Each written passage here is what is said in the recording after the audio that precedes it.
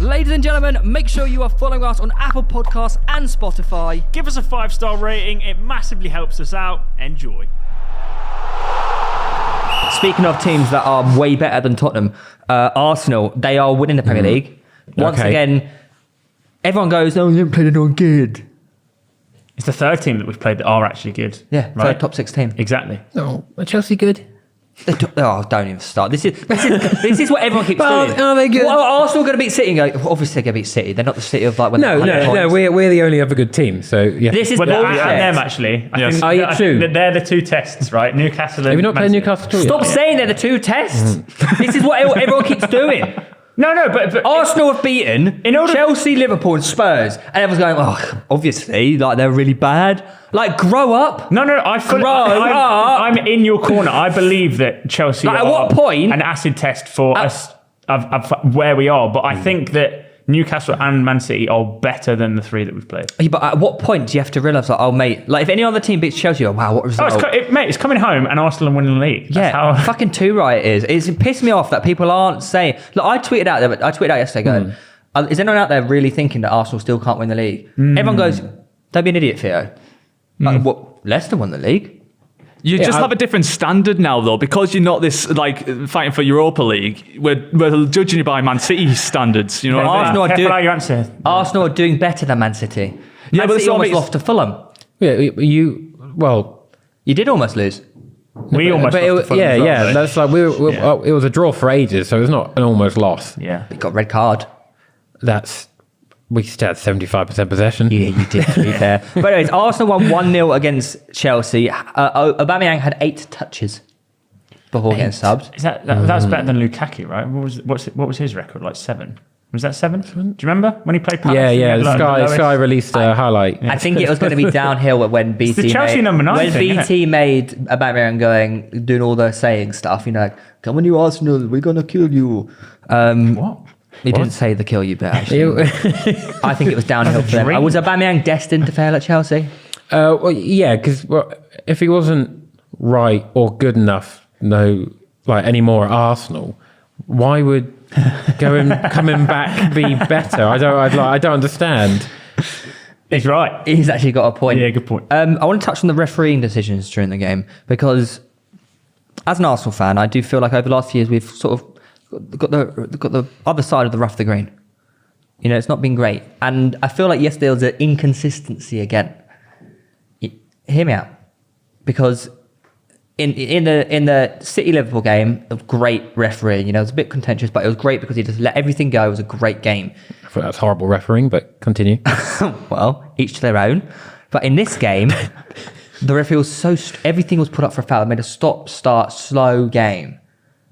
And then like a couple of decisions happened, and it's like he let them go. It's like the consistency wasn't there. Do you see what I'm saying here? You want refereeing consistency, not necessarily perfection. Yeah. Yeah, you just want to know that something's a foul, even if you don't agree with it, it's a foul. Yeah. But it's a foul for the other team. Exactly. And even if, so at the start of the game, he was refereeing very harsh and everything was a bloody foul. It's like, grow up, referee. But then in the second half, it sort of went back. He tried to let it flow. Yeah. It's like, if you're going to do referee away, referee that way. Don't do one or the other, because you'll get decisions like in the City game where Aubameyang, De Bruyne dived. But I feel like he felt bad about giving Cancelo the red card, so he gave that. Yeah. No, I think it was a perfectly legitimate penalty, and it's completely fine. It is, the game's a game, and the ball went in the net, and all is fine. Yeah. Well, a prime example of refereeing consistency that if it remains consistent, you don't really talk about it after it occurred, was the Man United Newcastle game. Where there was 2 penalty shouts, almost identical, and both weren't given. So you go, well, okay, well, if they're not getting theirs, then yeah, you can't really argue. Equalised, right? Yeah, exactly. Yeah, that's the thing. And I was like fuming in the first half because we didn't get it, and then I felt all right after the game when they all got to bring that one up. The Arsenal goal, did that sum up the game? Summed up Chelsea's performance, yeah. Just a bit crap. Yeah. It must be one of the worst corners to result in a goal. But every set, it's true. But it wasn't just that corner. I feel like every corner didn't beat the first man. Yeah. Do you know what? Every free kick didn't beat the first man. That's most professional teams for some strange reason. Why they just can't can't kick the ball. do it? I don't know. What is It's just, is it that different to like a free kick or even a clearance? Like, it's not. It doesn't have to be that accurate. I was also quite just get it past the first blow. You're not aiming for anyone in the box. When they do this and they go, and then they hit the first man, you go, well, why have you put your hands? I guess I imagine there must be something where like getting like a flick on at the near post is probably the highest ratio. Spurs do that all the time, by the way. Spurs do Mm-hmm. that all the time. You see Harry Kane get that back post corner header goal. He's probably done it 4 times this season, I reckon. You know, Gabriel almost missed. He's almost put it over the bar. Put it in. Was it going in? It was going in. It was going in. Yeah. Saka goal. I'm fuming for the FPL. I'm not sacking over Foden. Don't get me started. The best bit is Cucurella just hugging. Oh, yeah? So like, I don't know who he's holding, but he's literally holding them and it just goes slowly past him. Well, Chelsea have obviously Potter started off really great. Don't get me wrong, he started off, everyone's like, whoa, Potter. But he's just keeping clean sheets though, wasn't he? But now he's got only 2 points from 4 games. Yeah. Was sacking Tuchel a mistake? But you got to give him time to implement his system. Like he's what? How many changes? How many changes has he made already? Like 40. I don't think I've seen a single Chelsea team be the same from one game to another. Chelsea have made the most changes to a starting 11 this season, which was 29. Yeah. Arsenal have made the second least. Brighton first with 7. Arsenal with 11 changes to the starting lineup. Yeah, you can tell. Like there's no chemistry in how they play. You know Arsenal's starting lineup, but you don't know Chelsea's starting lineup. Do you think that's the issue for Chelsea? Yeah, and I also think they haven't had enough game time with each other to perform on the stage of a London derby. Like you saw it with the Havertz cross, right? All he's got to do is pull that back to Aubameyang, and he's just like smashing that across the box. I don't. Yeah, really, really good. And that was the only opportunity they had, right? They were pretty flat otherwise. Well, we said it yesterday on the live stream, didn't we? Every time Chelsea got the ball, you just didn't see them scoring. Like they had no attacking threat. Sounds a lot like old Brighton. Yeah, it does. It's just it's XG manufacturing. But they're not even getting any XG, Chelsea. Do you know what I mean? They're not getting any shooting targets. Do you think they need to deep dive into the window in January? Just like buy like an actual striker. A proven striker. Like, why would you get? But do you not think Bro is good enough? No, he did look good when he came on though. Yeah. His footwork was naughty. Well, like he can be like the second bloke, the backup. But he's not. You're not going to be like, right, we need top 4. Who have we got up front? Bro, is it not the number 9 curse? Who do they get? Like they've been through just so don't many give them a 9. Great pedigree strikers. Just give him a. They tried Havertz there for a bit, and then they were like, "Well, we don't want to curse him, so we'll put." I'm trying to think that who was their last like Diego Costa. Really, wasn't it? Yeah, and then he fell off anyway. Drogba. He's out for a couple of months after Torres. Anelka. There's just so many Anelka. strikers at There is something dodgy going on there. There's got to be some kind of curse. Talking to Proddy C, who's like a Chelsea fan, he's like livid about like getting rid of Tuchel. He said he'd give Potter a chance, but like he thought it was like very ignorant from the American owner. Yeah. Really? Yeah. I think Potter will end up doing good for Chelsea. Don't get me wrong, and he needs to be given the chance. It's just right now I don't actually think he knows his starting lineup at all. And I think when he's got his own transfer window, say January, and maybe they buy a couple of players, I think Chelsea will start to come good. That's the real benefit of the World Cup as well. It gives him an entire month to work with the players that don't obviously go to the World Cup. Do you think for Arsenal to finally get a shot at winning the league, do you think they need to beat City for people to take them seriously? If we win one of them, if we win one of the 2, I think that's probably enough for us to win the league, I reckon. I think you do win one of the 2. Yeah. Really? Yeah. I just think it was so close. I'm saying that we're going to win the league, all right?